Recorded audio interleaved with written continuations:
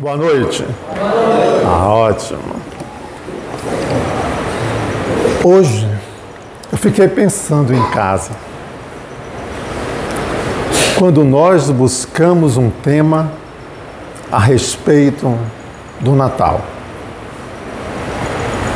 E me veio à mente algumas curiosidades que eu gostaria de trazer para compartilhar com vocês. Primeiro, é o nome.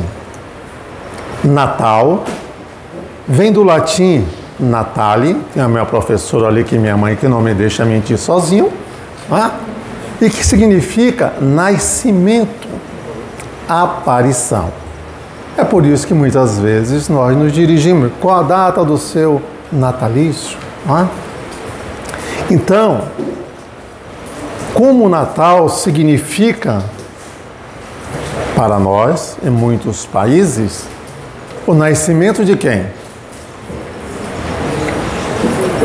De Jesus Cristo. Ótimo, muito bem. Mas existem algumas controvérsias. Alguns estudiosos dizem que Jesus nasceu no dia 1º de janeiro. Outros dizem que Jesus nasceu no dia 6 de janeiro. Tantos outros confirmam que Jesus nasceu no dia 25 de março. E para outros, 20 de maio. Para nós, não nos importa a data do seu nascimento. Só que tem um fato curioso que me chamou a atenção. Quando os asiáticos, os chineses, definiram e disseram que Jesus nasceu no dia 25 de março, porque nos céus da Ásia passara um cometa luminoso semelhante à estrela de Belém. E aí, cada um de nós ficaremos com a data que nos aprouver. Sabemos que não é importante. O mais importante é saber que ele esteve entre nós. Pois muito bem. Mas tem alguma criança aqui? Tem, Daviane ali. Tá. Davi, Natal lembra o que, gente? Não me diga que vocês não tiveram infância. Papai Noel.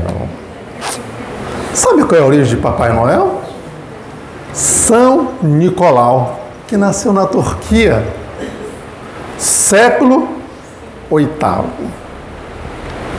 Mas, além de Papai Noel, tem mais o que? Árvore. E a árvore de Natal vem da Alemanha, século IV.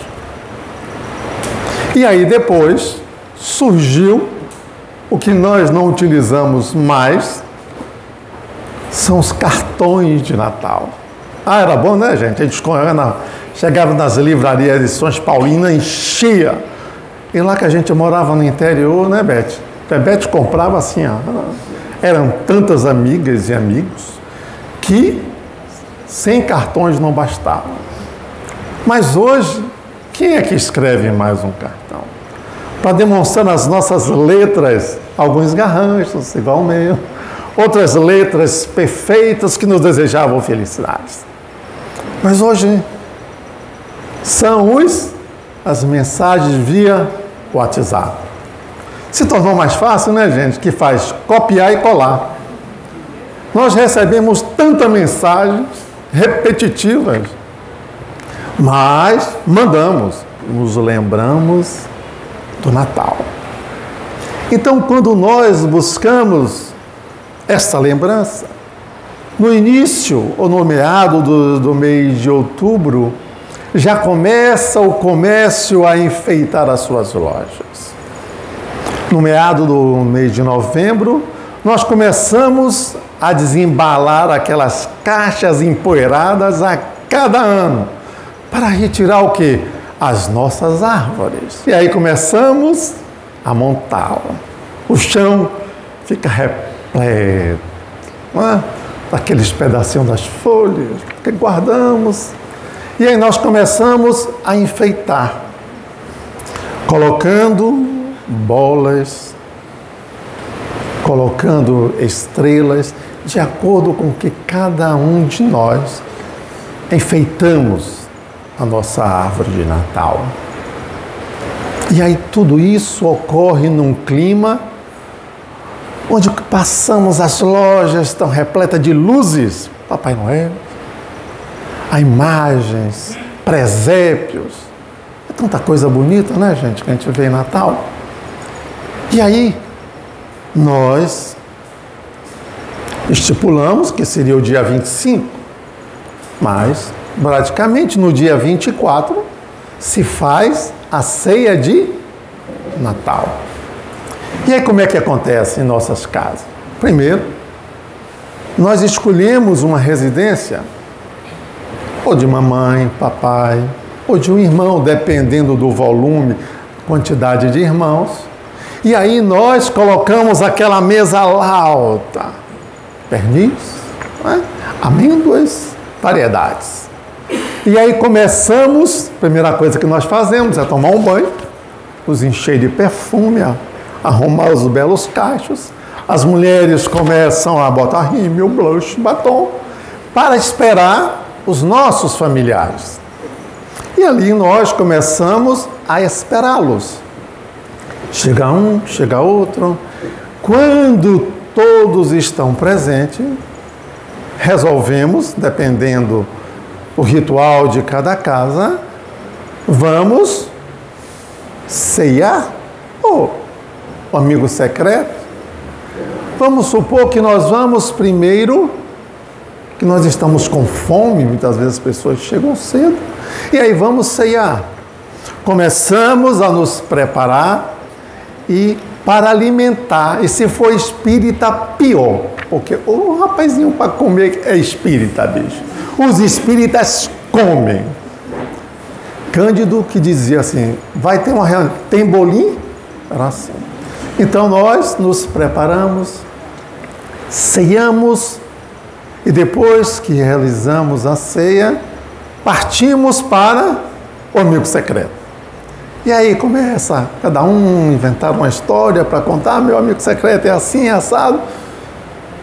Terminou o amigo secreto, algumas mães, alguns filhos começam a distribuir presentes que não fazem parte do amigo secreto, e aí tudo fica uma bagunça. É tanto presente, se tiver criança, pior ainda. A sala que mamãe preparou com tanto zelo é cheio de papéis. Mas isso tudo passa. E depois, cada um de nós nos dirigimos para retorno aos nossos lares. Ei, o que significa o Natal mesmo?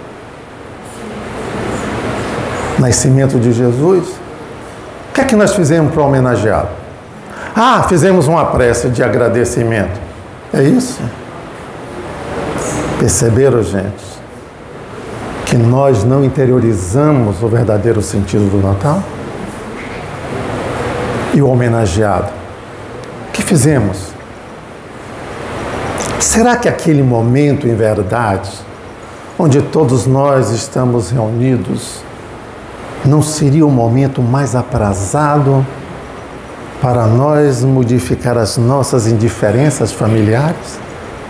Será que não seria o momento de nós nos reconciliarmos, muitas vezes com irmãos que raramente nos cumprimentam, parentes, e que ali estão presentes? Será que nós demos verdadeira importância aos nossos avós que estão sentados ali à mesa? Ou será que nós imaginamos que são apenas um objeto decorativo? Qual é o papel do Natal? Qual é o seu Natal? Pensem, gente. Porque na maioria das vezes o homenageado, o que é que ele espera de cada um de nós? É que nós possamos colocar em prática os seus ensinamentos.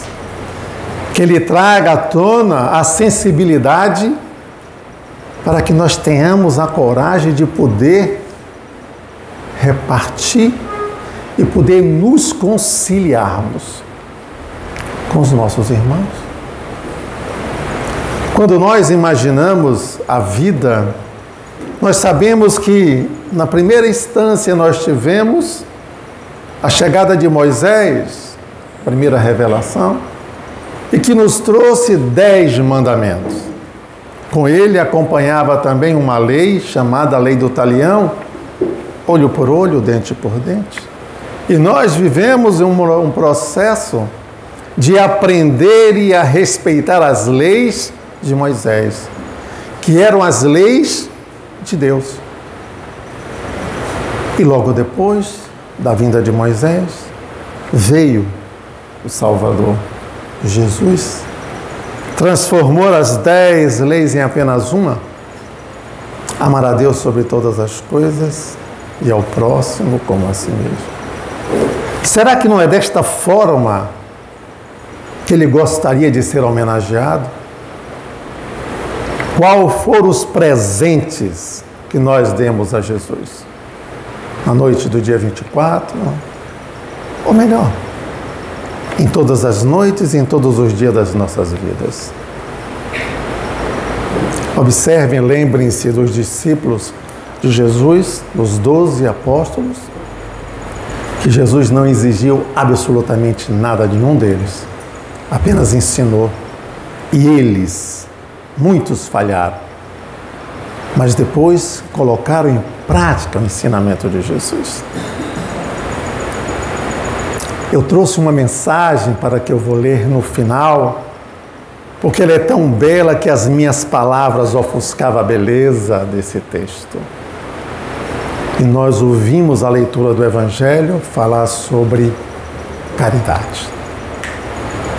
Eu gostaria que vocês fizessem uma reflexão hoje e pensassem: qual a árvore que você colocou em sua consciência? Qual foram os enfeites que vocês colocaram nesta árvore? Ao lastro da árvore você deve ter colocado também diversos presentes. Qual foi o presente de maior significado que você colocou em sua árvore? Pense a respeito. E no dia 24, colha esse presente, porque com certeza ele não é material, ele é espiritual, e muitas vezes nós vamos encontrar muita dificuldade em colocá-los em prática, é natural. Mas pensem pelo menos, qual é o presente que eu gostaria de ter no Natal? Não nas coisas materiais, porque nós já pedimos tantas coisas. E é necessário pedir? É, sim, claro. Não há nenhum impedimento da doutrina espírita em nós pedirmos. O grande problema nosso é quando nós nos predispomos a orar. Porque nós acreditamos que para que eu ore, eu preciso que o contato estabeleça de mim para com ele. Mas não é, gente. Ele está tão conectado conosco que espera que parta de nós para eles. E nós continuamos nos equivocando na jornada da vida, ao invés de aprendermos, porque muitas vezes nós entendíamos, ou para uns também esse entendimento é natural, que o objetivo reencarnatório é progredir. Eu mudei esse contexto e eu vejo que o objetivo reencarnatório é fazer o bem, porque quando eu faço o bem, eu cresço, eu evoluo, eu vou progredir, porque essa é a única pergunta que será feita a cada um de nós quando retornarmos à pátria. Qual o bem que você fez na terra? E não adianta gaguejar, gente. Ou nós temos a certeza absoluta, ou iremos retornar. E retornaremos para onde? Poderá retornarmos para a Terra? Depende. Outro planeta? Quem sabe? Hoje nós vivemos num mundo cheio e turbulento. nós vivemos em um processo de desequilíbrio mental, provocado por imagens de notícias que não são notícias alvissareiras. São notícias que nos apresentam guerras. Para que a guerra, gente? Para que destruir os nossos irmãos? Muitos estão desencarnando por uma guerra insana que vai levar a gente a quê? A nada. Ao ter, a poder.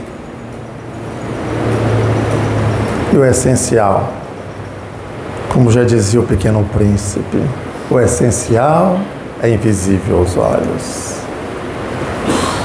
A doutrina espírita, ela é magnífica. Ela não nos obriga a coisa alguma. Só que ela deixa um legado de esclarecimento. E não tem nada melhor, ou para uns até pior, do que saber da minha responsabilidade quando abracei essa doutrina de amor e que eu não a exerço como deveria. Ah, mas na próxima encarnação, não é mais tempo, gente, nós pensarmos na próxima. Vocês sabem por quê?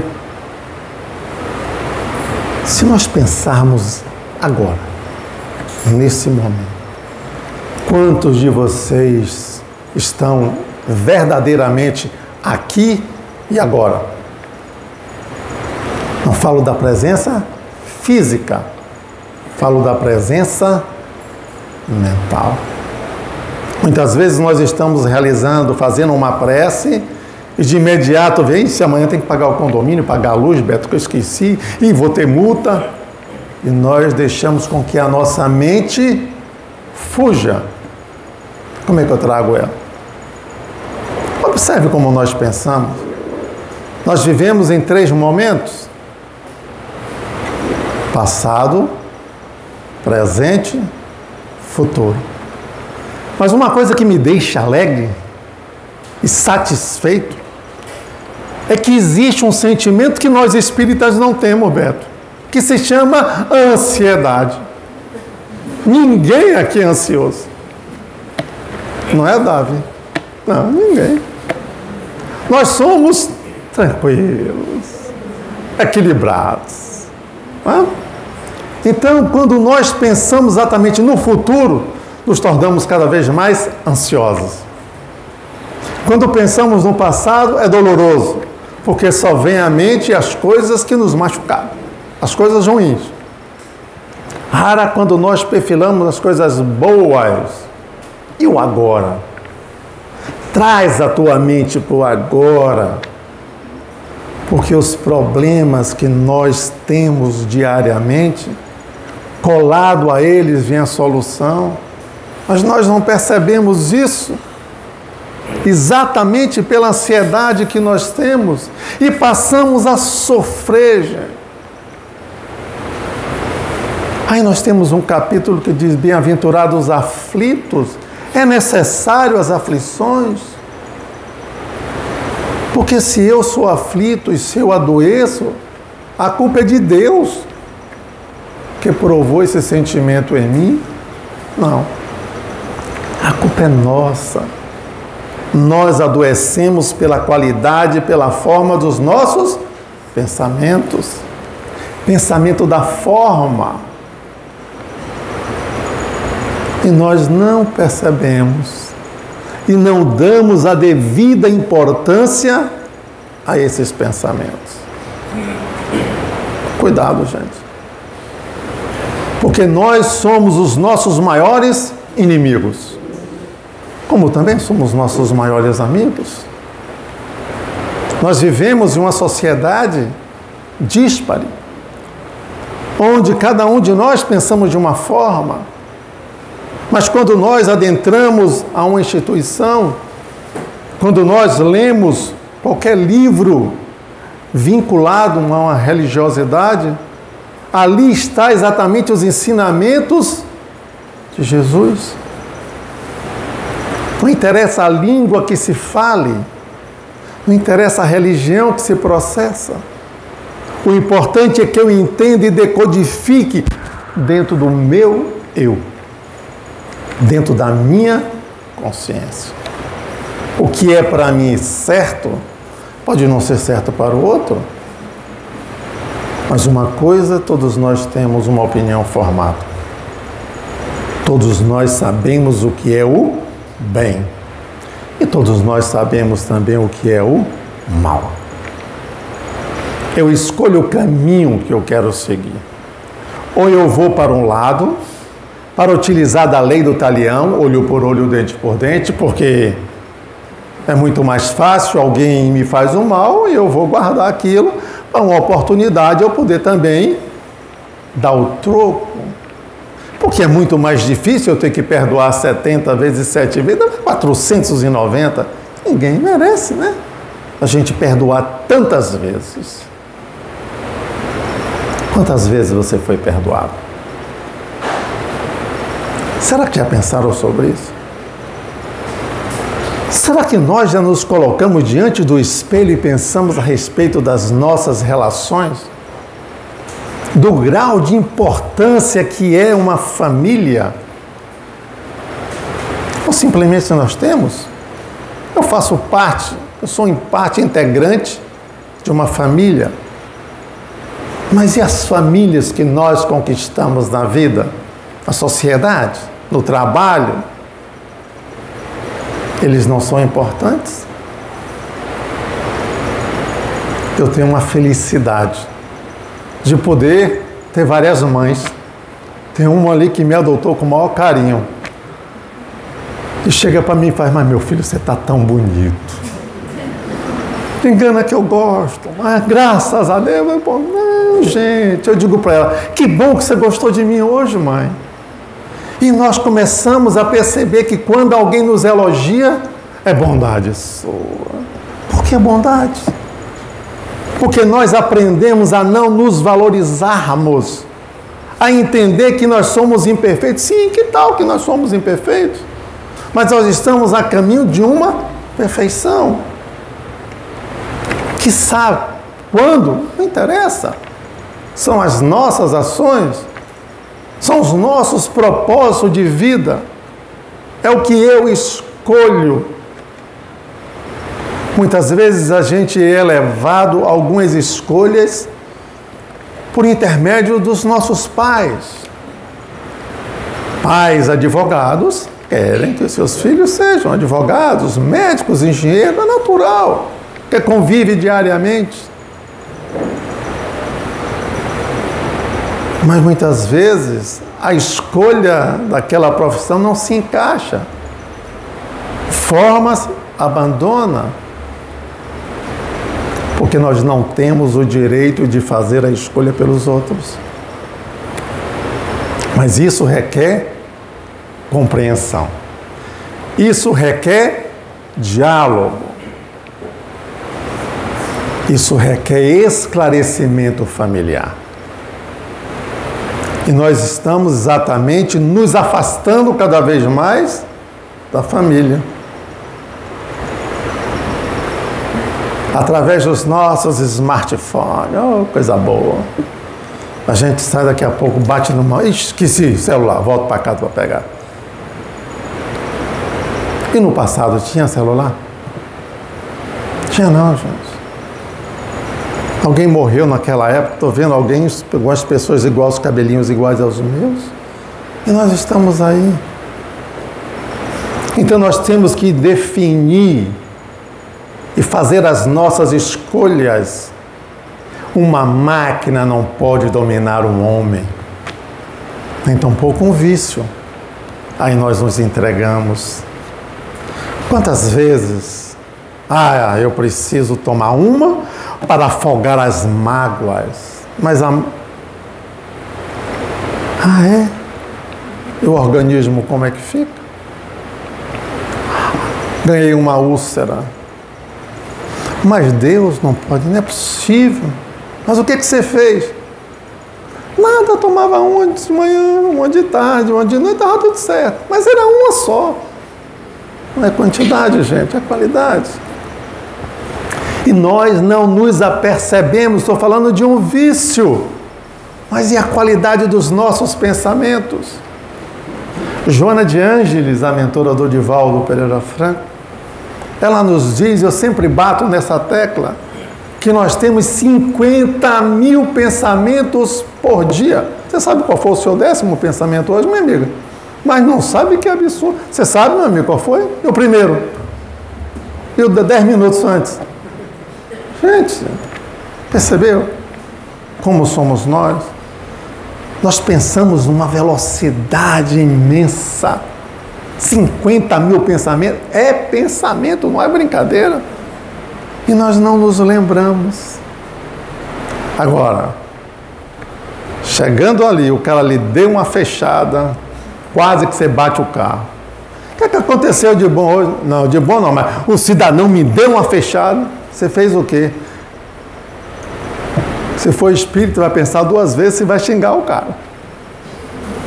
Se não for, já descarregou. Aí você assina lá que está dentro do carro que você é espírita.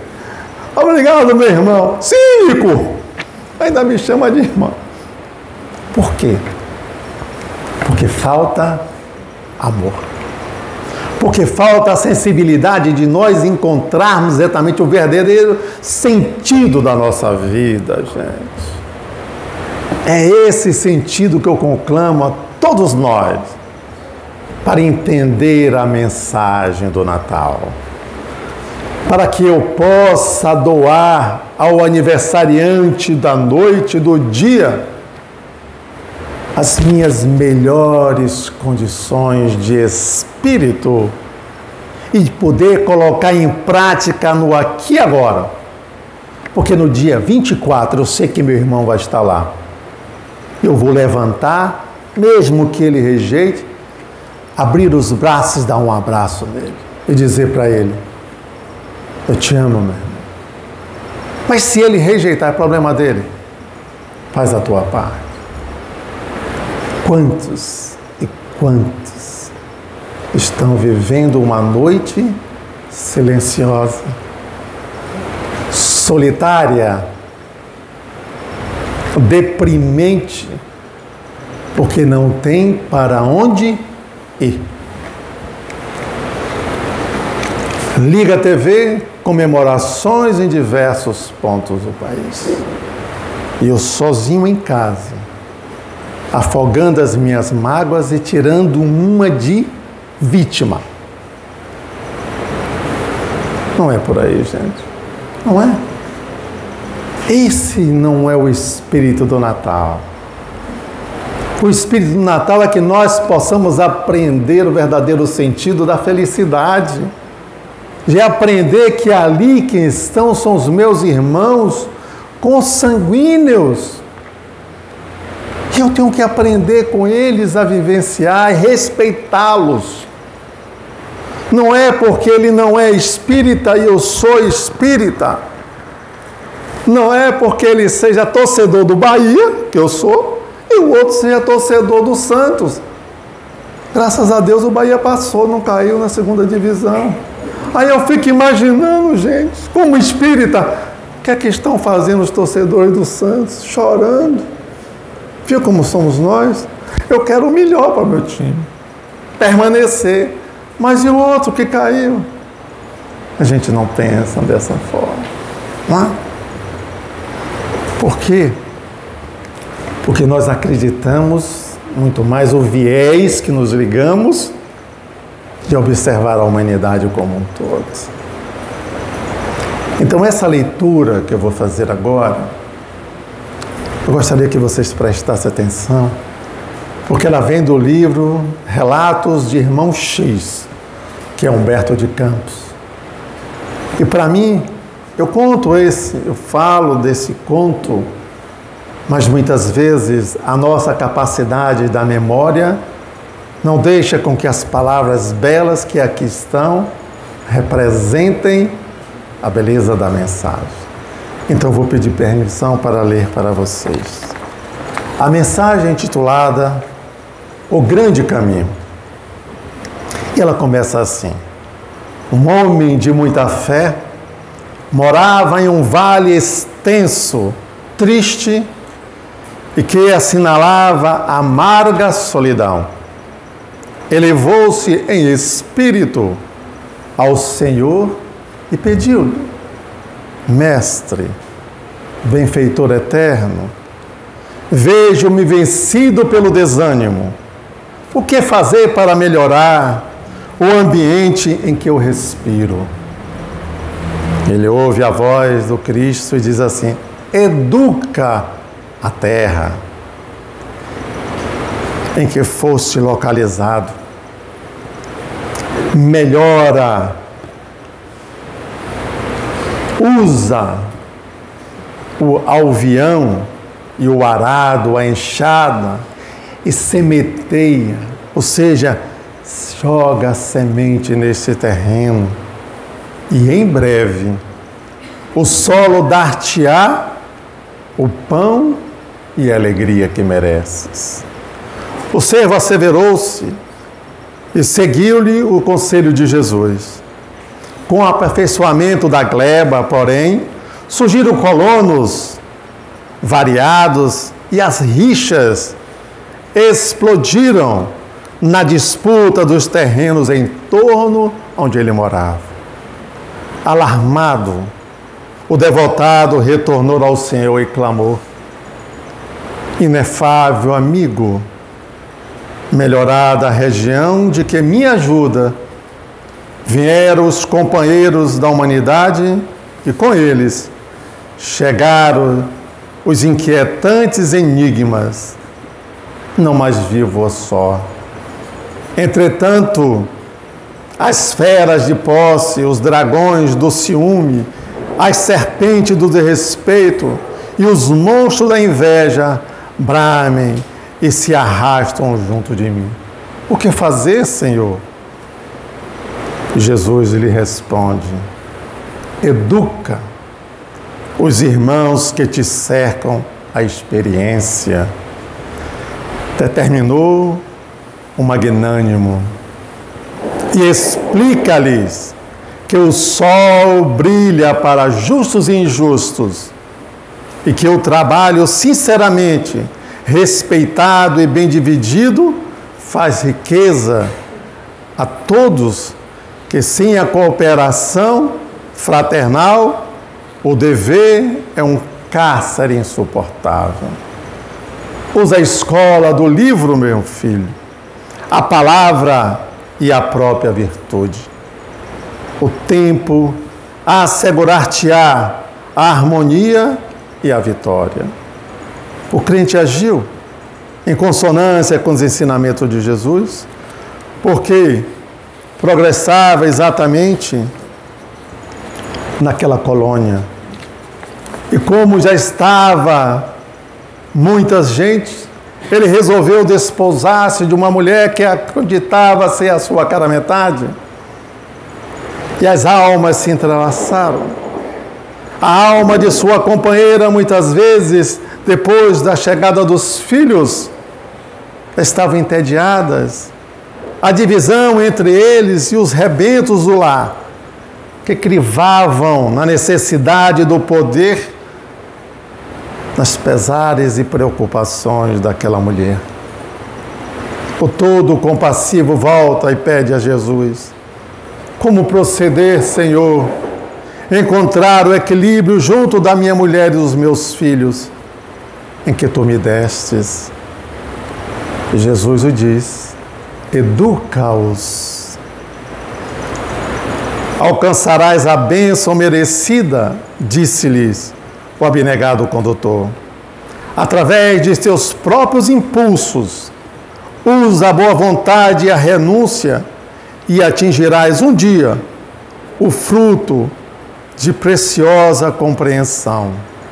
O trabalhador aqueceu-se das orientações de Jesus e partiu para a terra trabalhando. Atendeu a tudo e às advertências. Contudo, com o crescimento da família, multiplicado agora em lares diversos, notou que os parentes padeciam, desarvorados, a visitação da enfermidade e da morte. aguardando mais uma vez o Cristo, compareceu diante do Senhor e implorou: protetor amigável, estou conturbado em pavoroso desalento, os corações que me confiaste tremem de angústia e de medo ante a ventania gelada do túmulo. Que fazer para consolá-los e obter-lhes a conformação? Jesus lhe diz: educa-os para a vida, cujas provas são lições de súbito valor, respondeu-lhe o mentor celeste. Ensina-lhe que a doença é um gênio benfazejo e que o sepulcro é a passagem para a imortalidade triunfante da alma. Reveja-se, porém, semelhantes verdades com a tua própria demonstração e coragem que tiveste ao longo da tua vida, e as submissões interessantes e infinita sabedoria. O homem tornou ao seu campo de luta, devotado às tarefas que lhe cabia, com humanidade e bom ânimo. Quanto tempo lhe estregou a face, alvejando-lhes os cabelos brancos, algumas marcas na face, registrava ali o peso da sua responsabilidade durante a tua história e a sua trajetória. O meu corpo agora, Senhor, é um instrumento cansado, sinto frio em meus ossos, tenho saudade de Ti, Senhor. Que fazer para transferir-me diretamente para o Teu lado? Educa-te, é a resposta de Jesus, e reinarás para o teu espírito a luminosa libertação, de elevar-te à glória suprema da vida espiritual. E antes ele faz uma indagação a Jesus: Senhor, ensinaram-me na terra, por intermédio dos seus missionários, que fora da caridade não há salvação. E eu respeitei a caridade, escutando-te as ordens divinas. Teriam se equivocado? Jesus lhe diz: os emissários celestiais não se equivocaram. Afirmaram realmente que fora da caridade não há salvação. Mas, olha que coisa mais linda que já tem, gente. Mas, fora da educação, não há caridade bem conduzida. E porque o crente mantivesse em lacrimoso silêncio, Jesus concluiu: a caridade é a chave que abre as portas dos céus, mas a educação é o grande caminho que conduz até ele. Tudo que nós ouvimos foi a respeito da educação. Eu gostaria de perguntar a cada um de vocês: é difícil nós nos educarmos?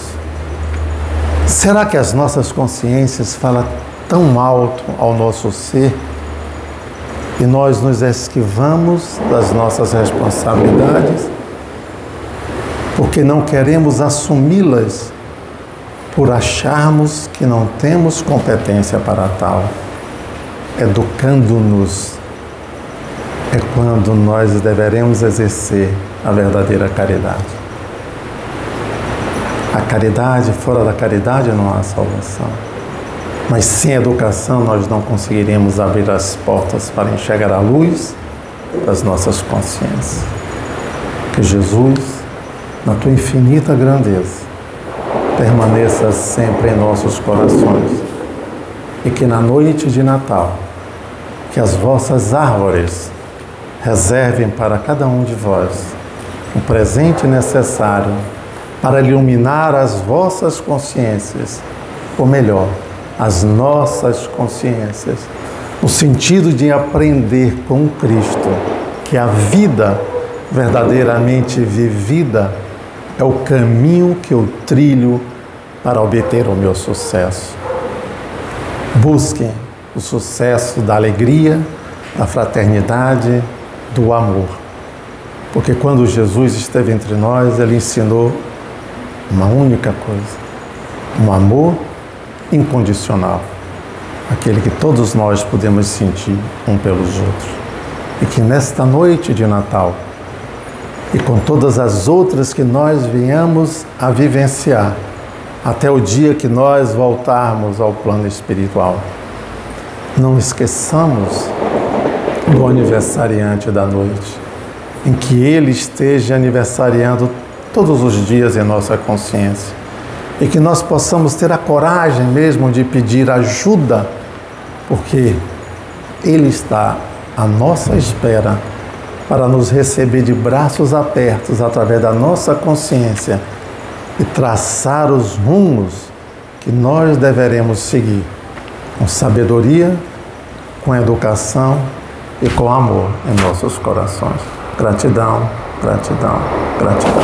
Muita paz para todos nós. Feliz Natal e um próspero ano novo para todos nós.